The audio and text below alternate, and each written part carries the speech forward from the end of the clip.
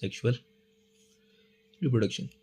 अब इधर देखो, अगर हमने पहले देखा कि यार ए सेक्सुअल रिप्रोडक्शन के बारे में थोड़ा देख लेते हैं, ठीक है। ए सेक्सुअल रिप्रोडक्शन के अंदर एक इंडिविजुअल होता है, वो अपना आराम से जाता है, डिवाइड कर जाता है दो डॉटर न्यूक्लियस के अंदर। अब ये बहुत सिंपल सा प्रोसेस है, एग्जैक्ट क्लोन्स बनते हैं, एग्जैक्ट कॉपीज बनते हैं, सिमिलर स्ट्रक्चर है, कोई प्रॉब्लम नहीं है। और ये नॉर्मल ही क्या बोलते हैं, आपका सेक्सुअल के अंदर दो आपके बन गए, ए सेक्सुअल के अंदर आपके दो स्ट्रक्चर बन गए, बहुत ही एनर्जी कम लगेगी ऑब्वियसली, कि सेल्फ डिवाइड करके थोड़ा सा रिप्रोडक्टिव रेशियो बढ़ाएगा और डिवाइड करके बन जाएगा दूसरे। बट क्यों, अगर हम देखें एक बार को, क्यों अगर सेक्सुअल रिप्रोडक्शन जरूरत है, क्योंकि जब मान लो कि अगर एडवर्स कंडीशन आ गई, ठीक है, जैसे फॉर एग्जाम्पल ये बैक्टीरिया है, अब ये बैक्टीरिया ए है, ठीक है, अब ये बैक्टीरिया ए है इस कंडीशन के अंदर, तो ये जो आगे चल के दो डॉटर न्यूक्लियाई बनेगा वो ए ही बनेगा ना, एग्जैक्ट सेम है। और इसके अंदर कहीं ना कहीं जो क्या बोलते हैं एंजाइम है, वो एग्जैक्टली वो इसी से होता है, जैसे एक्स है और ये एक्स। अब ये जो एक्स एंजाइम है वो सिर्फ 25 डिग्री सेल्सियस पर वर्क करता है, ठीक है।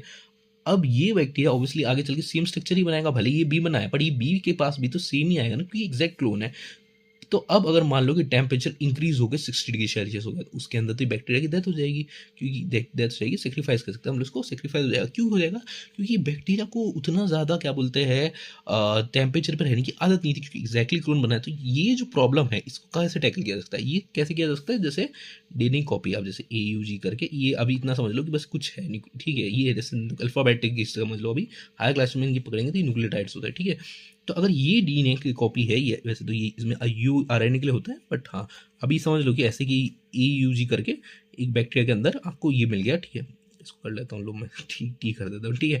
तो अब ये जो है इसको हम लोग कॉपी करेंगे, तो मान लो कि अगर ये ATG एंजाइम को रिस्पॉन्सिबल बनाता है, एक्स एंजाइम को बनाता है, अगर मान लो इसमें कुछ वेरिएशन हो गई, ATGU बन गया, ठीक है, या C बन गया मान लो, तो ये जो Y है ये सर्वाइव कर जाता है 60 डिग्री सेल्सियस में। तो इसके कारण बैक्टीरिया को जो बेनिफिशिएशन क्या होगा कि कहीं ना कहीं वो बैक्टीरिया जो B बनेगा उसके अंदर कहीं ना कहीं X स्टार वाला होगा, जो कि सर्वाइव कर 60 डिग्री सेल्सियस को सर्वाइव करवा देगा। क्यों सर्वाइव करवा देगा, कुछ वेरिएशन हो गई जिसके कारण इसके अंदर ये एबिलिटी आ गई कि वो 60 डिग्री सेल्सियस को सर्वाइव कर देता है। तो ये जो वेरिएशन है कहीं ना कहीं बेनिफिशियल हुई इसके सर्वाइव के लिए, इसलिए आमतौर पे वेरिएशन कहीं ना कहीं बेनिफिशियल होता है एक स्पीशीज के लिए। हाँ प्रॉब्लम ये, मान लो कि अगर कुछ वेरिएशन हो गया, डीएनए खराब हो गया तो बहुत बुरा हो सकता है, पर कुछ कुछ वेरिएशन अच्छी होती है। इसके कारण मान लो कि अगर ये 25 डिग्री वाला है, इसमें वेरिएशन को 60 डिग्री वाला, तो ये बैक्टीरिया 60 डिग्री में आराम से सर्वाइव कर जाएगा, इसलिए कहीं ना कहीं वेरिएशन बेनिफिशियल होती है इस। और यही कहीं ना कहीं रीजन है जिसके कारण हमको ज़्यादा से ज़्यादा वेरिएशन चाहिए एक इंडिविजुअल के लिए।